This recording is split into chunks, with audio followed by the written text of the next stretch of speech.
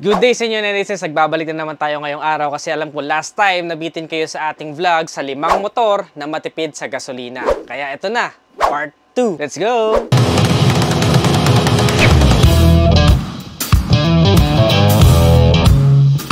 Disclaimer lang guys, itong mga motor na babanggitin ko ay mga personal choice ko kung ako ang malalagay sa sitwasyon na kailangan ko ng motor pero dapat hindi masakit ang aking bulsa dahil sa gasolina. Ito ay walang pagkakasunod-sunod. Simulan natin sa una sa aking listahan, ang Honda Click 125i. Ang motor na to ay ang #1 best-selling motorcycle ngayon sa Pilipinas, lalong-lalo na sa 125cc category. Bakit hindi? Sa palaban na presyong 79,900 pesos, meron ka ng liquid-cooled engine, all LED na ilaw, fully digital na panel gauge, modern sporty look na motor na talaga namang maporma at syempre hindi rin papahuli sa kalsada. With a maximum power of 8.2 kilowatts at 8,500 RPM and a maximum torque of 10.8 Nm at 5,000 RPM. Seat height naman niya ay of course very Filipino height friendly with 769mm na abot kahit 5 flat in height. Competitive din ang kanyang fuel tank capacity sa 5.5 liters para sa kanyang fuel consumption na naglalaro sa around 53 kilometers per liter. Still may vary, pwedeng mas matipid pa, depende sa inyong throttle hobby. Pero saan ka pa? Speaking of Honda Click, syempre meron niyang kapatid na mas malakas, yung 150i. Para sa 150cc category, isa din to sa pinakamatipid sa gasolina. Dahil kung makikita nyo naman, 2 valves at talagang magaan ang motor na ito. With the weight of just 113 kilograms. Kaya mga 150cc ngayon, nasa 120, 130 kilograms. Itong isang to, 115 lang. Kaya palaban pa rin to pagdating sa gas consumption na naglalaro sa around 52 to 54 kilometers per liter. Still may vary. Syempre, kung i-on mo yung kanyang ISS or idling stop system na mas nagpapatipid pa sa gasolina para sa 150cc engine. Astig, di ba? Sama mo pa dyan, syempre, meron sila parehas na combi brake system na kung saan pag piniga mo yung kaliwang brake lever, ay sasamang kanan. Yung kaliwa is for the rear brake, yung kanan is for the front brake. So, 70% rear, 30% front. Pero isa lang yung pinipiga mo. Combi brake. Astig, di ba? Yung 150cc, pasok pa rin sa banga dahil under 100,000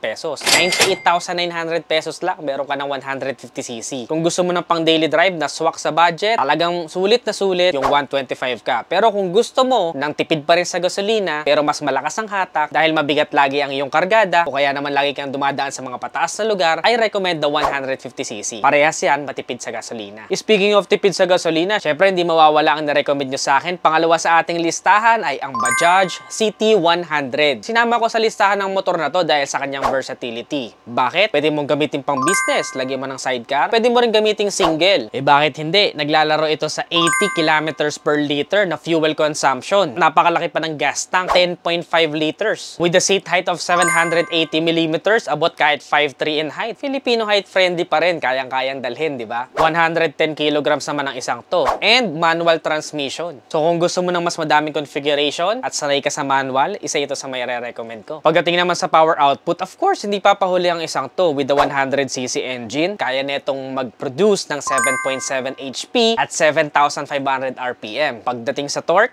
8.24 Nm at 5,500 RPM. Ito yung literal na lagyan mo ng sidecar at yung katagang sumakay ka pa. Diba?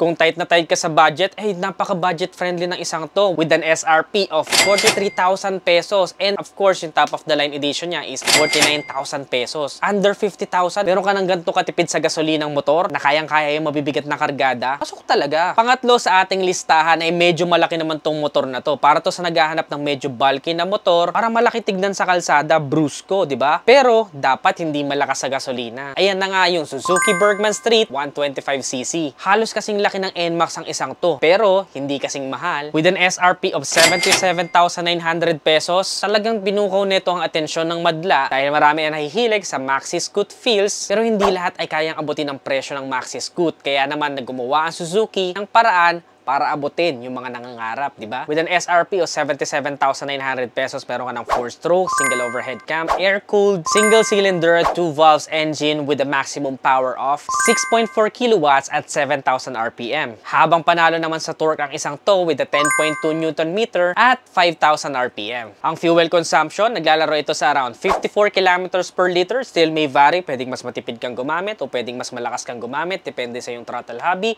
bigat, and road condition. Generous din ang kanyang fuel tank capacity para sa 125cc dahil 5.6 liters. Malayo nang mararating mo bago ka magpagas ulit. Huwag kang ma-intimidate sa kalakihan ng motor na to dahil mas magaan pa nga to sa Honda Click. 110 kilograms lang. Ang Honda Click 111 kilograms. Di ba magic? Yun ay dahil napakaliit ng gulong niya sa likuran pero nagre-resulta ito sa better acceleration. So sa 125cc scooter, Click o Bergman, saan ka papanig? Comment mo nga sa baba. May kataasan lang ng konti ang motor na to with the seat height of 780mm.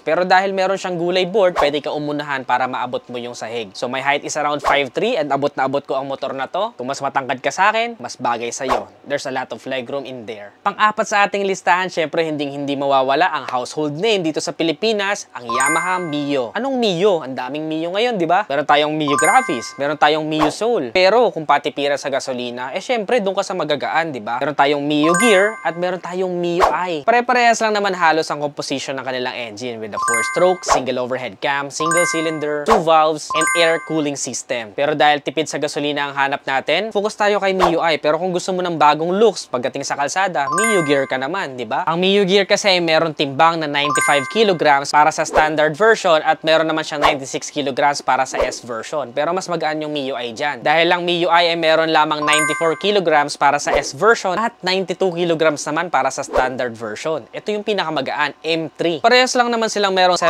kilowatts of power at 8,000 RPM. Pagdating sa maximum torque, meron tayong 9.5 Newton meter para kay Mio I at 9.6 Newton meter naman para kay Mio Gear. Meron lang 0.1 difference. Yan ay at 5,500 RPM. Fuel tank capacity, parehas lang silang 4.2 liters. Sapat na dahil tipid naman tong mga to sa gasolina. Pero yun lang, syempre kung gusto mo ng mas matipid, meron kang option para kunin yung S version nila with the stop and start system. Parehas lang yan sa Honda Click ng ISS. Stop and start system, pag huminto ka, let's say for example sa traffic light, within 3 seconds, umamatay yung makina para makatipid sa gasolina. Twist mo lang ulit yung throttle, aandar ka na, hindi mo na kailangan susiyan ulit. It's a modern feature for better fuel efficiency. Pero for me, okay na ako dun sa standard, mas magaan naman yun. Kahit walang stop and start system, basta mas magaan, matipid na yan sa gasolina. Kunting-kunti lang siguro difference nila, di ba? Ang kanilang fuel consumption ay halos tikit lang naman na naglalaro sa around 50 to 56 kilometers per liter. Still may vary, depende sa inyong throttle hobby. Pero if I were to choose between sa dalawa, doon ako sa Mio Gear para medyo bago-bago ang datingan, di ba? Pero kung bawat sentimo ay mahalaga, syempre dapat alamin natin ang presyo. Para sa Mio i 125S, meron itong SRP na 75,900 pesos. Habang ang S version naman ng Gear ay 79,900 pesos. Pagdating naman sa standard, ang Gear ay merong SRP na 75,900 pesos. Habang murang-mura naman ang Mio i 125 with an SRP of 72,400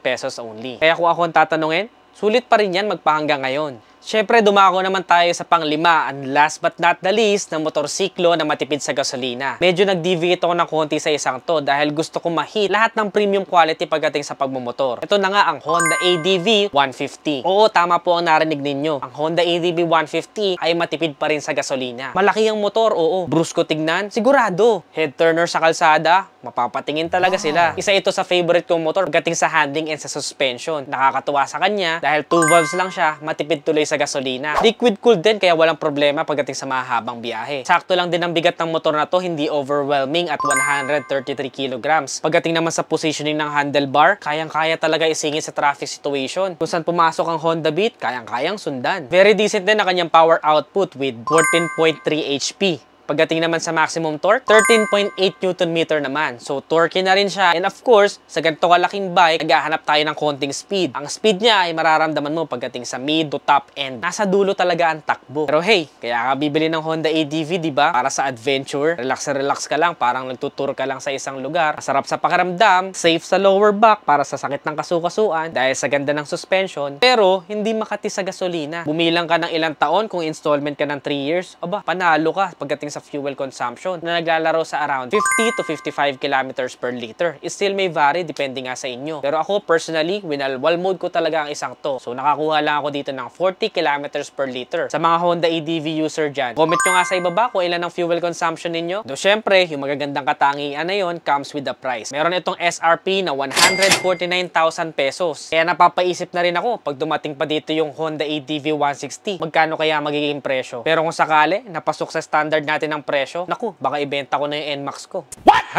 To be honest, yun lang naman talaga ang hinahanap ko kay ADV. Yung extra power para sa ganong kalaking motor. Pero dahil 2 valves siya, pasok siya sa banga pagdating sa 150cc category, walang duda, isa pa rin ito sa pinakatipid sa gasolina. Good job talaga ang Honda. Ang galing nila gumawa ng mga fuel efficient na motor. At ayun na nga ang kukumpleto sa ating 5 motor na matipid sa gasolina, part 2. Kung meron kang gustong idagdag sa listahan, i-comment mo naman sa ibaba. Nabitin ka ba? 5 lang kasi eh. Pero kung sakali meron pa kayo maisasuggest na mga matitipid sa gasolinang motor, comment nyo lang dito sa ibaba at sigurado isasama natin yan sa part 3 kung sakali mang magkakaroon pa. Siyempre, depende yan sa inyong request. Pero for me, ito yung mga personal choices ko na kapag ako bibili ng motor, itong mga to talaga yung titignan ko at options ko. Kung gusto nyo mapanood yung mga full review, of course, meron ako nyan. Check nyo lang sa aking YouTube channel or sa aking Facebook page, Ned Adriano. Kung nagustuhan mo, don't forget to follow this page for more. Give this video a heart. Give this video a thumbs up. Subscribe. Again, this is Ned Adriano. Always keep it cool and ride safe always.